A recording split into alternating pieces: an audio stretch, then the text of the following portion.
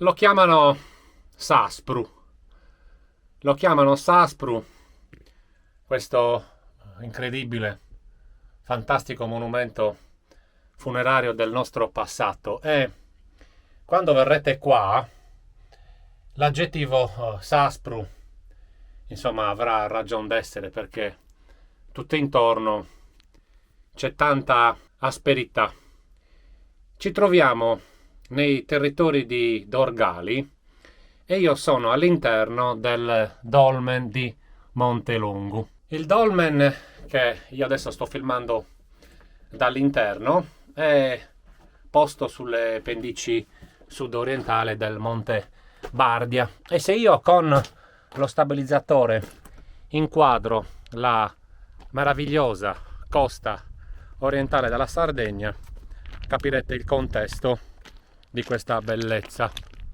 Eccolo qua, lì c'è Calagonone, noi siamo nei territori di Dorgali e il dolmen, amici di Custodia della Memoria, è questo. Ci tengo a precisare che arrivare qua è facile, la difficoltà può essere aumentata dal clima. Io oggi ho trovato una giornata caldissima, mi fa piacere, sono contento che ci siano persone là in fondo nel mare che si stiano divertendo. Io potevo scegliere di andare lì, ma ho scelto di venire qui. Niente toglie che le cose poi possono essere invertite, nel senso che gli amici che sono al mare possono venire a vedere questa meraviglia e io poi potrò andare a fare un bel bagno nelle acque cristalline. La struttura del dolmen è quella che si conosce, quella più citata, una struttura con diversi macigni infissi a coltello. In questo caso sono almeno 6, 1, 2, 3, 4, 5, 6. Sì, questa che è l'ingresso rivolto a sud-est, qui è una lastra, c'era ma comunque è stata spezzata. È molto molto interessante, risulta essere la lastra di copertura che, come potete vedere facendo una panoramica, ci sono delle zone scavate. È verosimile che queste potevano essere magari delle coppelle, perché comunque abbiamo visto in altri contesti una cosa del genere, coppelle che poi magari con il dilavamento delle acque sono andate perdute, si sono modificate. Quindi lo chiamano Saspru, e sentite il tintinnio della roccia carbonatica. Saspru, ma lo vedete perché? Ok, è proprio basilare. Ok, quindi siamo nei territori di Dorgali.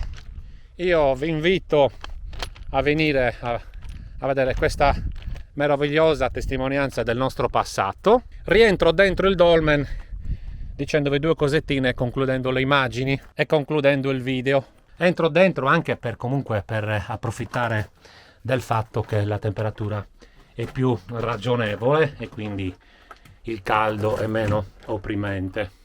Dicevo, un monumento funerario del nostro passato, ovviamente di una comunità che stava qui intorno.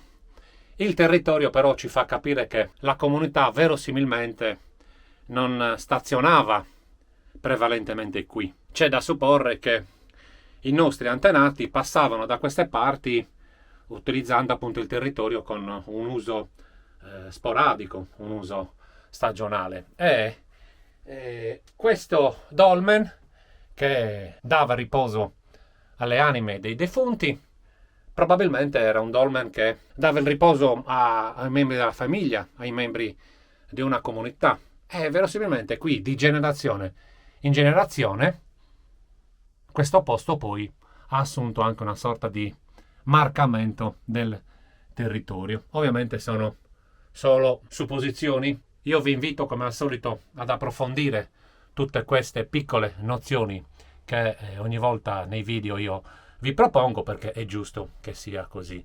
Io vi lascio, cari amici di Custodia della Memoria, e sono davvero molto molto contento di essere venuto qui alla conquista di questo meraviglioso dolmen dei nostri antenati. Un abbraccio a tutti, ciao ciao da Corrado.